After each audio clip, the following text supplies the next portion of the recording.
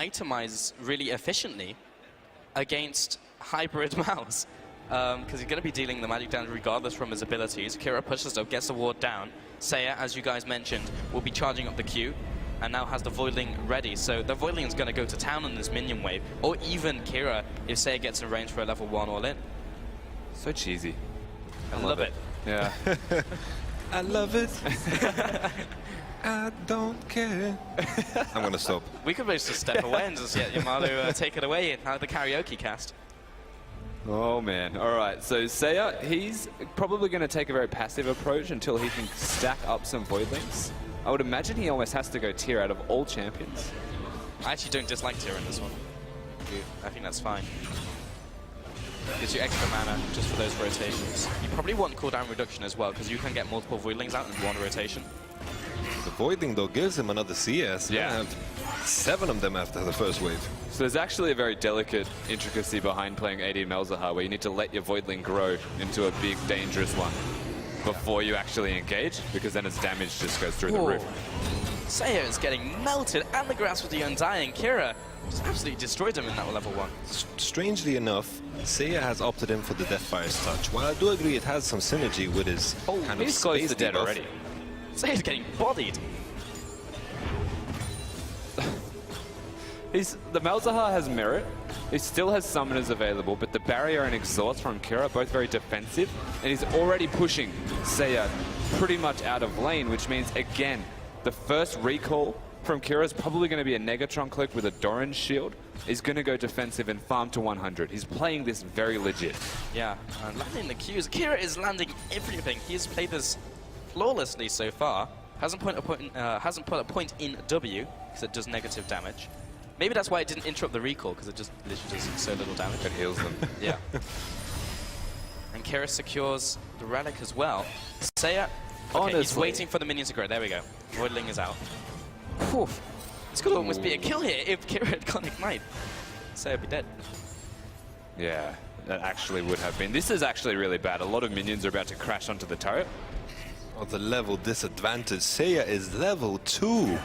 Kira's on level 4. He's in between the turrets. He doesn't give anything. A single team mode. To Malzahar. Yeah, he doesn't give a single Voidling. And this tower's already down to below half health. Gonna be 1/3 by the time Kira backs off. And Seiya now comes back in. Thankfully, this is a best of 3. Yeah, so this would have been learn very quickly where he goes wrong. Playing Malzahar. What do you guys think? Are you guys expecting the Lucian ban? Yes. I know I am. We were expecting it before this game. Yeah. Gotta ban the Lucian, gotta ban the Caitlyn. You have to force Kira onto something that's untested in this live environment, because he would have had something behind closed doors, but we've seen how proficient he is with both of those champions. You just can't let them have them. Yeah. Kira still hasn't come back. Yeah, exactly. Kira's actually just very content where he is at the moment. I would imagine, again, it'll be that Null Magic Mantle with a Doran's shield, but he's playing this so legit, even taking all of the relics. Oh, here's the minion out as well, and the Voidling. Seiya now popping level 4. Guess the auto mana. attack in. But yeah, Kira's out of mana, that is one big thing. Seiya does have his Ignite, however, and forces Seiya to use one in return, double tap. He's taking a lot of damage from the minions though. How's the barrier? Yeah. Barrier and Ignite are both there, but of course the mana waning on both champions. I think the minion stack's actually the biggest deal. Kira has to recall, he just wasted that Q.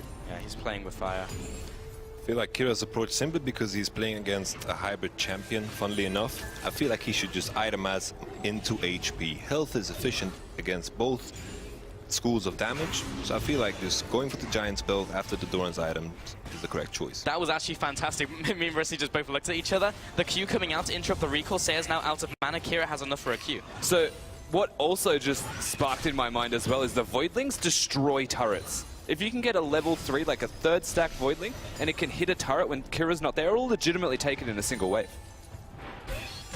Yes, he absolutely could. Kira taking away this minion wave. The window for him to go back is so small now. Yeah. That is the lovely mechanic of the 1v1. One simple mistake to take it all back. Like 2 minutes ago, we thought it was completely over. Now Seiya has a chance. Level 6 now by Kira. Needs to get the relic. Yeah, it doesn't have the mana, and that was actually Get RNG there by the E, the Malefic Visions from Seiya. This is incredibly tense. Seiya, okay, uses the E, will get the mana back as it kills these minions. Once again, Malefic onto Kira. He has to recall. This is a window right now. There's no cannon, unfortunately, in this wave, but Seiya can hard push at the very least, get all of the farm, push it to the turret, and if by chance he can get a Voidling going, it would hurt. What hurt there was the minion didn't die to Malefic Visions. Yeah. Yeah, that was actually really big for Seiya. Now he has to go back and doesn't quite get the push he wanted. That was a couple seconds out. Kira now comes back in, looking for the Hex Drinker. What a comeback from Seiya. To keep in mind that he was level 2 when Kira was level 4.5 at one point. Amazing comeback. Yeah, both level 6 now. Seiya has the ultimate. His exhaust is at the same time as Kira, so they both got that timer. The Ignite is still up for Seiya, while the Barrier is still up for Kira. And what's just been purchased? Okay, so Doran's Ring, trying to amplify the magic damage, gone for the Cloth Arm as well for the resistances, for the prolonged trade, and the Amp Atonement for the extra damage on abilities. It's a hybrid Malzahar build then. He's not going all in on that AG and does realize that the Doran's Ring will help a lot, especially with the E, to get all of his mana back. Yeah. I kind of would have liked to see like a flat penetration item, because the Voidlings actually benefit from the armor penetration, but Kira's going to do a bunch of damage to Seiya, actually going to burn through these minions first, and has a double tap from the ultimate, of course, and the Grasp of the Undying before the Void comes out. But needs to focus on some of these minions because he actually was evening it up, but Seiya's using a lot of these to turret. I feel like both players understand what this game is going to become now. It's all about the push. Just throw your abilities onto the wave and make sure you push. Trying to outpush the Malzahar is a very tough task. Of course, Kira doesn't have the biggest mana pool if he spams it all to push the minions down. Yeah, then he's not going to have it for the trade, and then Seiya should be better in that 1v1 format. Seiya does have the ultimate though, Kira maybe trying to burn it. Kira's dropping low on mana. This is a little dangerous if he gets all in here. That has to be the beauty of Malzahar. The fact that he gets mana back when a minion dies because of his debuff. He should have ulted there. Would that have been a... Yeah, just to push him out. Yeah. With Ignite, that may have been a kill. I think that's kill range. Keeping in mind exhausts. Yeah. What? Right? What the? Every time. He just doesn't want to do it. I feel like he can do insane damages. He's got full rotation.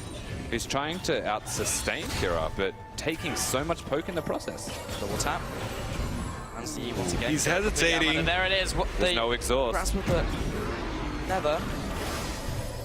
Kira securing this is a big deal. Has to go fully all in. Lands the auto attack. What's the turnaround? Oh, he gets it. First blood. Seiya forced it into the 1v1 of Kira, and Kira will take the first game. Kira is a single best of one away now from winning. The question is now, we have to expect a Caitlyn and a Lucian ban. Yeah. Kira It has to come out. has to show his entire hand, and hopefully Seiya has something planned for it. Seriously, he needs something planned. The Malzahar, it was a good strategy. If you think about how it came about, he knew the Lucian was going to be locked in. He said, I can take this down, level 6 all in with the Malzahar. Another problem with that, though, is that you can see their champion before the game starts. You can adapt with your summoner spells, and you can change accordingly. It's exactly what just happened. Barrier and exhaust ready to go. Yeah, for sure. And also the fact that when it comes to Malzahar, I felt like he had a good plan, as you're saying, but like the level 1, where he just sacrifices Voidling in a way, as you said in the game, he just needs to let it stack up a bit, make it a bit more tanky, but like in the end stages of the Voidling's life. Yeah, and even while he did that and went for the trade just at the end, then maybe that's what he was waiting for to get the Voidling out, but it still wasn't enough. And he knew what the matchup was going to be, because he knew if I don't ban Lucian... Karma can pressure. Exactly right. Of course, what we're looking for from Seiya in this game is probably going to be a level 3 all-in. That is when Karma is ridiculous. Kira gets so much damage out the Q in return from Seiya. There's the Grasp of the Undying. Cool. And they will both go back because minions are not spawning for a little while. I guess Kira just stamping authority on the map at the moment, showing that he does more damage at level 1 than Seiya. He might actually repeat that with the minions. Yeah, a little unfortunate for Kira, because like had they bumped heads a little bit later, then they would have been forced to be locked into those lanes, so Kira would have the advantage. So we're back to a level playing field. Something that is very interesting with just Karma is the fact how her passive works. If she auto-attacks champions or minions, the cooldown on Mantra goes down. So it's very important for him to just throw it out instantly and try to rotate it as much as possible for maximum efficiency. Grasp of the Undying from Seiya as well, by the way. So both players running that mastery. So they should be trading back and forth. There you go. Health literally exchange, so they should neutralize each other. Kira clears this one out. And 1v1s are so much about adapting from game to game and adapting in-game. That's really what makes such a good player. And if you're consistent at doing that, that's what brings you to consistency. Kira's going to get level 2 again. He's going to pressure the lane out one more time. He's going to grow a CS advantage, and he's going to find another win condition for himself. Time and again, all he does is win at level 1 as Lucian. You need to ban this champion away from him, so he has to change strategy. I feel like once again we see this karma mistake where he held on to the mantra Q. He has to fire it before the melee minions die. He did it after the melee minions died, and it allows the Lucian to go past the mini wave and just zone Seiya off the wave. Honestly, he should have recalled just there, Seiya. To be perfectly honest, he's getting closer to that level 3 spike in items, even if it was just another potion that he bought. Because once you get level 3, you can effectively trade with Kira. You do have an ignite over the barrier, so if you time the trade correctly, you would come out ahead. Kira takes these minions. Once again, Seiya's going to find it very difficult to CS into this tower. Manages to get that cannon. Kira is she just getting all that damage that he can on the tower. The tether lands. And Ease skirting once again outside of the turret range and again gets ahead in these trades. Kira is on point.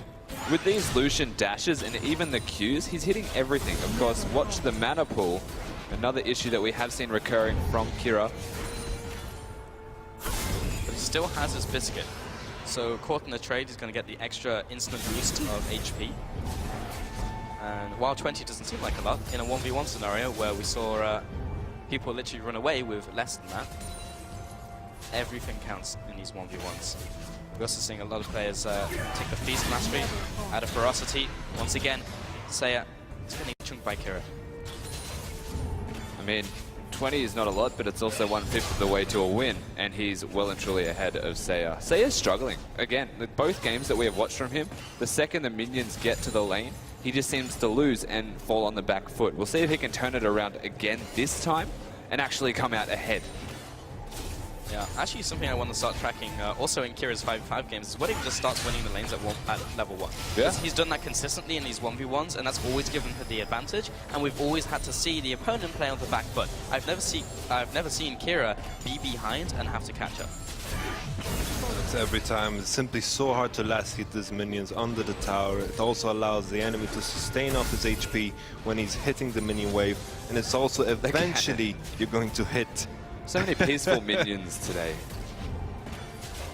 Of course, you don't make him angry, he starts hitting you again. Goes for the tether, that's Manchard, I believe.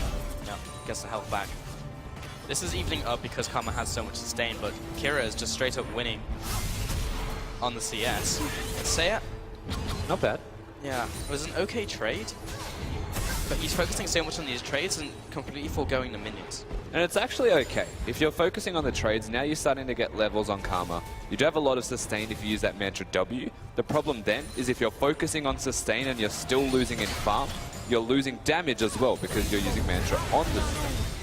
We're also starting to reach that kind of break point where Kira can just base and buy a full Hex Drinker. And after that point, I cannot imagine a Karma, who is inherently a poke champion. She's not going to be able to one-shot this Lucian throughout this. There they go. Auto attack trades. Oh, the timing as well, getting a... Did that just spawn on top of him? To the second. Kira is literally playing this game impeccably. That was insane. And Kira, with that advantage, has a little bit extra mana now. Seiya has to be extremely careful. If he takes one more Q and a double tap, he could get Mantra's very up. low. Mantra's up. He has to land a Mantra Q to even this lane up. He's most likely going to mantra the W one more time, get that extra health back if he's going to all in. But the minion stack that is there right now needs to be respected. I don't think Seiya's got the mana, really. He just used one on Resolve. And Kira, as you mentioned, Yamato, like, I don't think I've seen a player lose with Hex Drinker yet. Like, the Hex Drinker as an AD into an AP matchup in a 1v1 seems so strong. It is just so cost efficient. It's like the mindset is the fact that you invest into something that is only good in one scenario. Oh, tether broken. That was Mantrad as well, right? Yeah, Yeah. that was Mantrad. As not good. Seiya completely out of mana. Kira, literally I looked at Yamato, looked back, and Kira has this huge health lead. Interrupts the recall. What can Seiya do? Well, he has to sit here and take it at the moment. Kira doesn't even need to recall because they're both sitting on a reasonably low amount of health. Of course, that relic might be a complete godsend for Seiya. Kira will get his in response, and this next trade is vital. Kira doesn't even need to base, he can just keep pushing. There's no threat of the all-in from the Karma. Yeah, even without Hex Drinker, like, I don't think Kira is in kill range for Karma. Like, Karma just doesn't have the damage. Also, if he just dances within his minions, he's not going to get hit by the Q. And there you go. Once again, Q not landing, Kira can respond with damage. He knows the cooldowns of Seiya. He was aiming for minions on purpose there. He wants to push Kira out so that he can get a recall in himself, because all of this repeated trades with no mana is favoring Kira because the tower's getting low, the minions are starting to stack up, but he's struggling now to push it actually to the turret. I think after this wave, he'll recall. And just to bounce off your point, it perfectly highlights why you should go for the Doran's Blade in the start, why these AD champions are favored. Because even though all these champions have to be in multiple scenarios of the game, the AD physical basic attack still does something. Good damage. Yeah, very good damage. And despite how much we're saying how far Kira is ahead, Seiya's still playing extremely well to hold up to Kira in these games. So this is where the sustain actually starts to favor the Karma. Of course, Kira does have the freedom to recall at any time he would like. This is the dangerous point that Yamato mentioned. There's the minion wave gone, goes for the relic, denies that one, goes back to base. Okay, 2,000 gold almost on both players, actually slightly more. I don't know if we've ever seen a recall with this much money. No, that was, I mean, like, we're almost up to 70 CS for Kira before his first bag. That's more than, like, most Summer's Rift. Ooh, I do not like the Haunting Guys. Why? Very cost inefficient against an obvious Hex Drinker buy. Yeah. I was thinking we're just going for the mana regen, going for some kind of CDR, maybe Fiendish Codex, Yeah, and just try to play the poke game, because that is the way he'll win this. I don't think he's got time. Like, there's 30 CS remaining. Like, I even think he can play the sustain game against that. Kira throws out the culling. And, Seiya's just identified he has to go for a big trade. Get the poke and then get Kira to kill range, and just hope he can get in range and land the tether. Yep, completely right. Kira is going to take damage from Seiya. The problem is always going to be that Hex Drinker active, and Seiya's damage is still respectable, but of course I agree, I don't think the Haunting Guys is the right idea. We'll see a trade here. Tether, that's not mantras. Kira lands the Q, trading off. Good trade for Seiya. Returns, and gets another Light Slinger as well. That was so good until that last Q from Kira. Yeah, Kira is also sitting on a bunch of biscuits. The relic spawns. Oh, and Seiya gets a lot of health back. The tether, there we go. That was 124 every time that W procced there from Seiya. Evening this matchup right back up. Kira does not have a lot of mana left. Very important for Kira to just push out now, because the relic on the other side is going to spawn very, very soon. If Seiya gets that one, he might be in a better position. He can't push though, because Seiya's level 9. The wave clear right now is one auto attack with the Q. Yeah, Q fully maxed out from Seiya. Kira needs that level 9 so he can match it with his own. He's that piercing light. Seiya is literally just standing there. There's the mantra, there's the W once again, lands the Q, pokes Kira down. The magic resist you can see is helping out for Kira. But I just don't see how Seiya, I still don't see how he kills him. Like, Hex Drinker is just so much, and the barrier. Well, it's hitting the point where Seiya has no choice. Like, he actually has to kill him soon. 88 minions. 90. 90. Like, we're getting once again to that point where in game 1, where Kira just can go for minions. It's also important to highlight the reason Seiya has been winning these all-in trades is the fact that Kira has had his ultimate on cooldown. If Kira gets his base off, gets his mana back, Seiya won't be able to run into him like this. Imagine a Cole right here. Bang, bang. Also, the relic, I would imagine, is starting to get a little bit closer. There it is. That is good by Kira. If Seiya took that, there was a chance that he could have killed him. Now it's just 5 minions. Yep. Kira can win on minions, or he can win on kills. Lands the Q The once filet again on minions. Seiya. This is brutal. He's going to go back Has to to the relic. win. He has to go in. He has to go in now. Now is the You last chance for literally have Seiya. to go right now. Go! One more minion goes in. Kira, he can probably just focus on the minions, go, go. but the exhaust come out, looking for the barrier. He's hitting And the Seiya, minion. He just doesn't have the damage. It just goes He's to him got it. instead. He's done. Seiya just goes for the recall. And Kira styles on him. 2-0 in the finals. 50 points over to his squad. Makes a very, very valid point. Once again, back to that video that we saw of Kira when he wanted to come to this tournament and prove a point. Winning the 1v1 tournament, I don't think there's anything else that proves this point. any better. Exactly right. He's ran the